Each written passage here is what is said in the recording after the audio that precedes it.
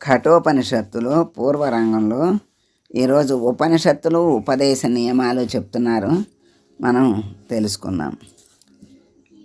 వర్ణాశ్రమ సాధారణ నియమాల కంటే శ్రద్ధాసక్తులకు ఆదర విశ్వాసాలకు శుశ్రూషకే ప్రాధాన్యం ఉంది.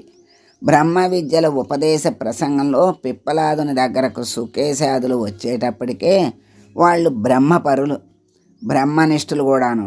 అయినా ఆయన సంవత్సరం దగ్గరుంటే నాకు తెలిసింది చెబుతానంటారు. వాళ్ళు అలాగే ఉండి ఆయన వల్ల వింటారు. శ్వేతకేతువు తండ్రి ఆరుణి బ్రాహ్మణుడు. శ్వేతకేతువునకు ఆచార్యుడుగా, సద్విద్యా ప్రవర్తకుడుగా ఆయన సుప్రతిష్ఠుడే. కానీ తనకు తెలియని పంచాగ్ని విద్య కోసం ఉద్గీత విజ్ఞాన కుశలుడు ప్రవాహణ జైబలి దగ్గరకు విద్యార్థిగా వెళతాడు. ప్రవాహనుడు క్షత్రియుడు. శుశ్రూష లేకపోయినా అక్కడే ఉండి చిర నిరీక్షణం చేసినాకే విద్యను పొందుతాడు. ఆరుని గార్గ్య వంశ్యుడు. బాలాకి బ్రహ్మజ్ఞమానుడు. కాశీరాజు అజాతశత్రువు వద్దకు వెళ్ళి ఆయనకు బ్రహ్మ విద్యోపదేశం చేస్తానంటాడు. అజాతశత్రువు చాలా ఉదారుడు, పెద్ద మనిషి. సరే అంటాడు. సంభాషణలో బాలాకి తనకేమీ తెలియదని తెలుసుకుంటాడు. రాజు దగ్గర విద్యార్థిగా శుశ్రూషకు సిద్ధపడతాడు. కానీ అజాతశత్రువు శుశ్రూష అక్కర లేకుండా మైత్రితో విద్యాదానం చేస్తాడు.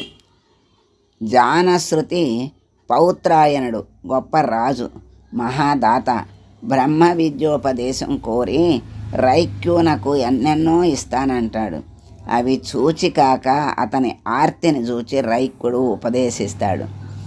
సత్యకామ జాబాలునికి తండ్రి ఎవరో తెలియదు. సత్యకామ జాబాలునికి తండ్రి ఎవరో తెలియదు.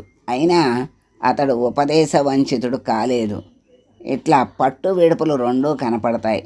బ్రహ్మ విద్యల ప్రసంగంలో స్త్రీలు కూడా బ్రహ్మ విద్యను పొందినట్లుగా కనపడుతోంది.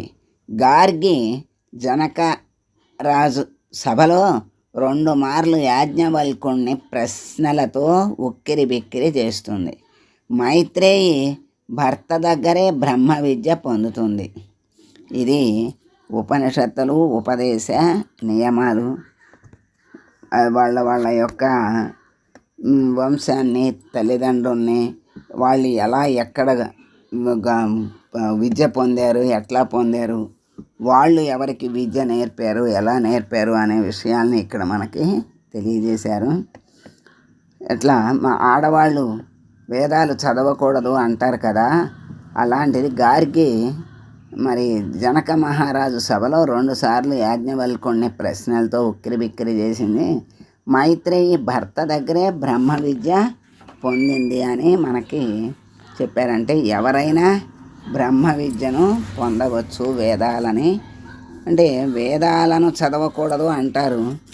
వేదాల్లో ఉన్నది బ్రహ్మ విద్య గనక వేదాలను చదివినా చదవకపోయినా బ్రహ్మ విద్యని ప్రతి వాళ్ళు పొందాలి. ఆ బ్రహ్మజ్ఞానాన్ని పొందాలి, ఆ పరబ్రహ్మను పొందాలి. శుభం.